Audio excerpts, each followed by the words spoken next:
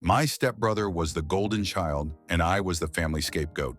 I escaped and built a life on my own. Years later, I returned with a job offer and a check, but instead of thanks, he mocked me and tried to destroy everything I'd built. When I fought back, I uncovered the real reason he hated me, and it nearly tore our family apart. You ever spend your whole childhood knowing exactly where you stood in the family food chain? Yeah, bottom of the ladder. That was me. Logan, my stepbrother, was the golden child. Always was. It didn't matter what he did. Forgot homework, talked back, crashed a bike into the neighbor's car. My mom and stepdad still found a way to spin it into some charming, quirky misunderstanding. Boys will be boys, Denise would chirp, while Frank clapped Logan on the back like he'd just won a medal. Me? I got the short end of everything. Too quiet, too serious. Why don't you smile more, they'd ask, like that was some kind of crime.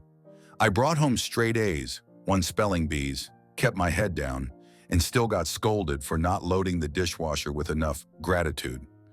But you know the weirdest part? I didn't resent Logan because I figured out early that being the black sheep had one benefit. Nobody expected anything from me.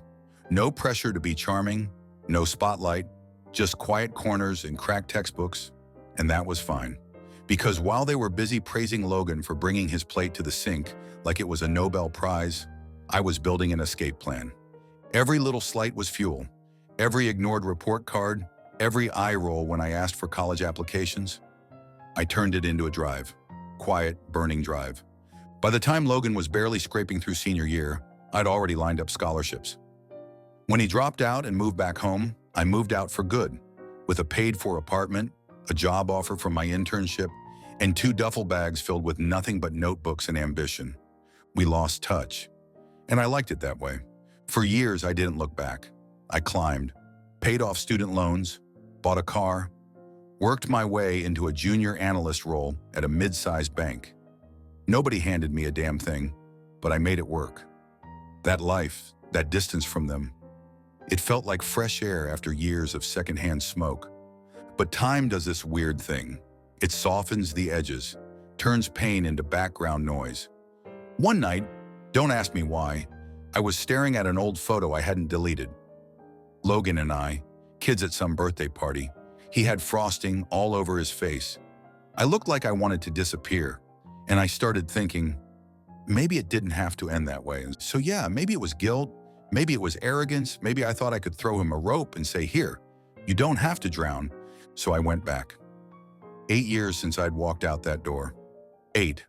It was Thanksgiving. I wore a ratty old Navy sweater on purpose. Nothing flashy, no need to show off. Frank opened the door, looked older, smaller than I remembered. Denise had clearly been Botoxed into oblivion, face shiny and stretched. But they let me in.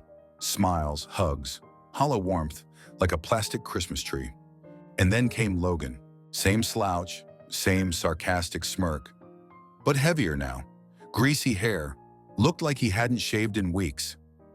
We all sat in the living room. Small talk turned to catch up. I found out Logan had been fired from McDonald's a year ago. Unemployed ever since. Still living at home. I took a breath. Thought, okay, now's the time.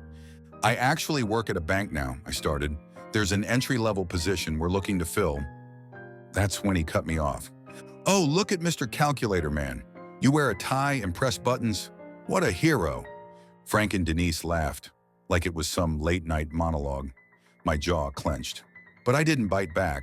I tried again. And again, Logan mocked. Desk monkey. Corporate robot. Daddy's little banker. All muttered, just loud enough to hear. And that's when it clicked. He wasn't just bitter, he was jealous. So I did what I came to do. I took out the check, $10,000, enough to get back on his feet, or at least breathe for a while.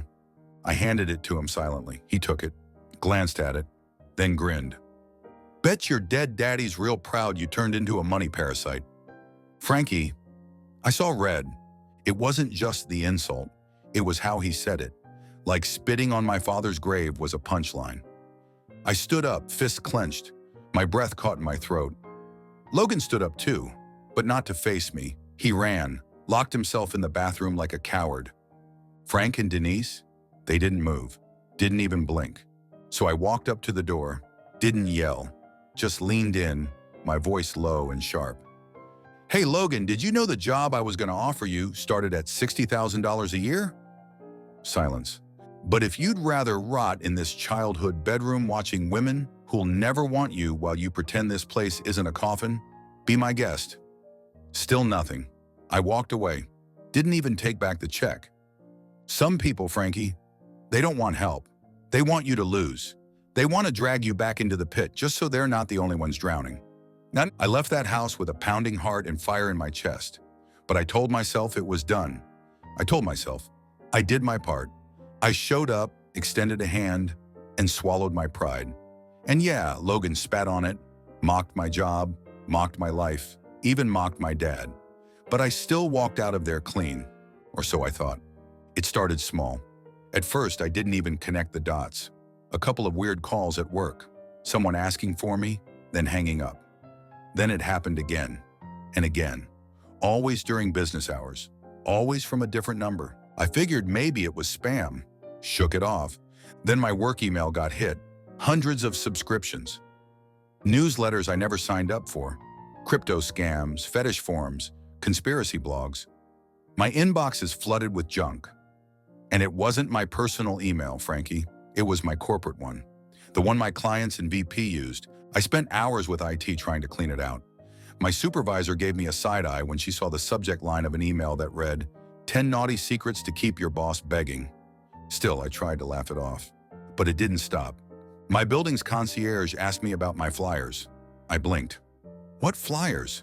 Someone had plastered them all over the mailroom and lobby. Cheap paper, bold font, a grainy photo of me cropped from LinkedIn with the words, "Warning, convicted fraudster, lives in Unit 307. Do not trust." There were a dozen of them, my full name, my condo number. It was Logan. Had to be. But the question that chilled me was, how? I never gave him my address. That check I wrote him only had my bank's information on it. Then it hit me. Last Christmas, Denise, my mom, had texted asking for my new address to send a card. I never got a card, but Logan got something better, a way in. Packages started showing up, stuff I didn't order. Random junk, some expensive, some creepy, a body pillow with a picture of Shrek on it, a hunting knife, a mail order miracle colon cleanse.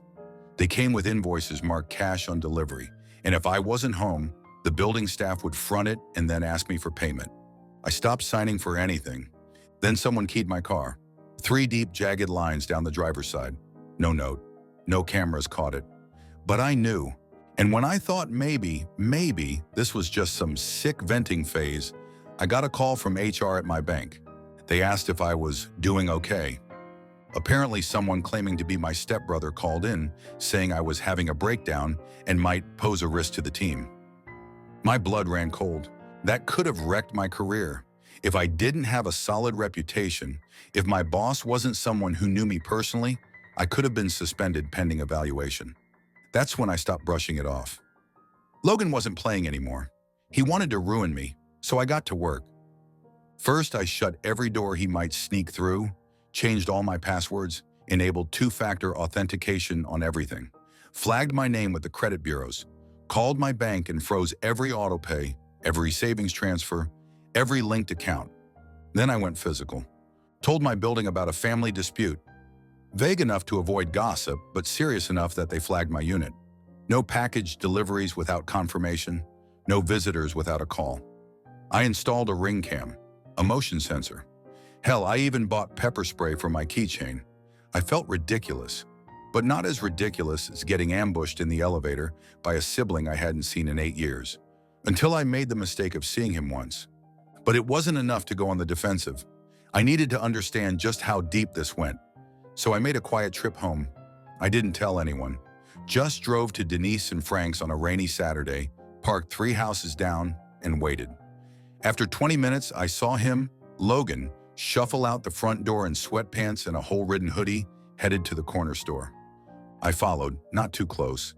He bought a 6-pack and a pack of smokes. Same brand he used to steal from Frank's coat pocket when we were kids. Then he headed back. But he didn't go inside the house. He walked around the side, past the garage, to an old shed I hadn't thought about in years. It used to hold gardening tools, Now, apparently, it held secrets. He unlocked it with a key from his pocket and went inside. I waited. 20 minutes later, he came out, alone. No bag, no tools. Just a satisfied little smirk like a man who thinks he's winning. After he left, I parked around the block, cut through the alley, and approached the shed. The lock was easy. I used to be the one who mowed the lawn. I knew that latch was busted unless you held it just right. What I found inside made my stomach drop. It was a mess. A folding table, a chair, and walls covered in sticky notes, old printouts, photos of me, my condo, my workplace, even one blurry shot of me at the bank, leaving through the back entrance. He'd circled it in red pen with the words Target Entry Point. A whiteboard sat near the back wall with a title scribbled in dry erase, Operation Payback. Bullet points underneath, discredit at work, done. Online humiliation, done. Financial sabotage, incomplete.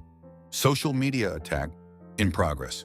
There were notes underneath about pretending to be me on Craigslist, fake apartment listings, something about buying 1,000 ladybugs and mailing them to my office. Even a half-written letter to the Better Business Bureau, filled with lies about embezzlement. He was obsessed, deliberate. This was a project for him, a mission. I took photos of everything, sent copies to my cloud, my lawyer friend, even emailed one to myself with the subject line, in case something happens to me. But I still didn't go to the police, because some part of me needed to end this on my terms.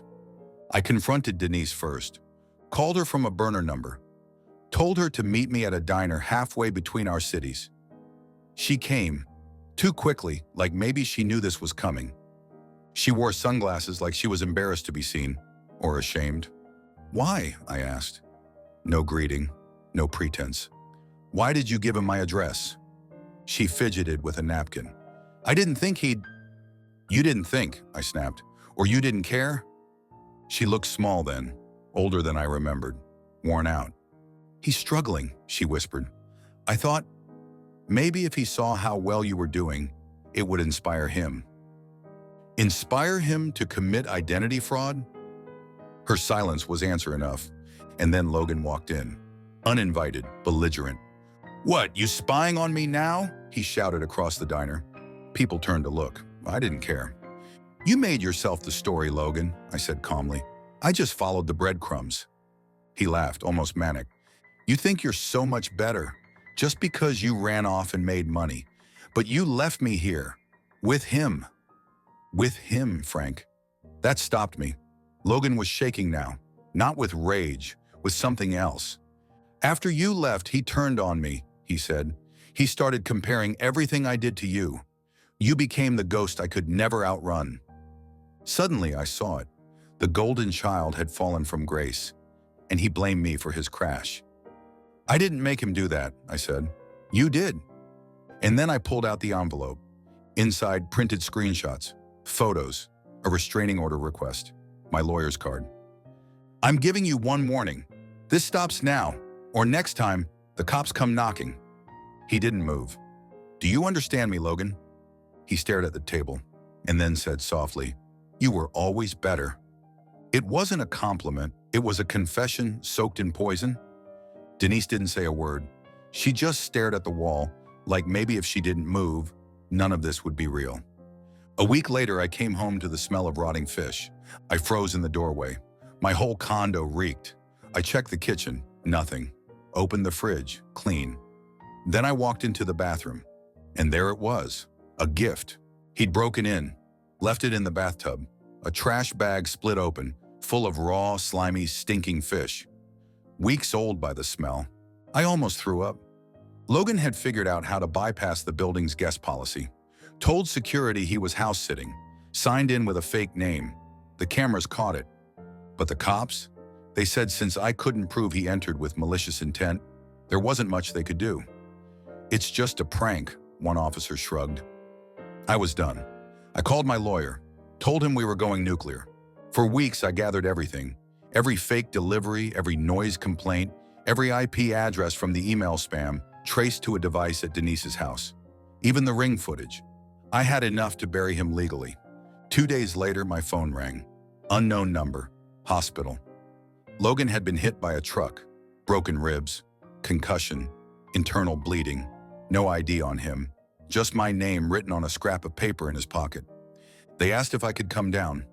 Frankie, I stood in my kitchen for 20 minutes, holding that phone, wondering what the hell I was supposed to do with that kind of grief.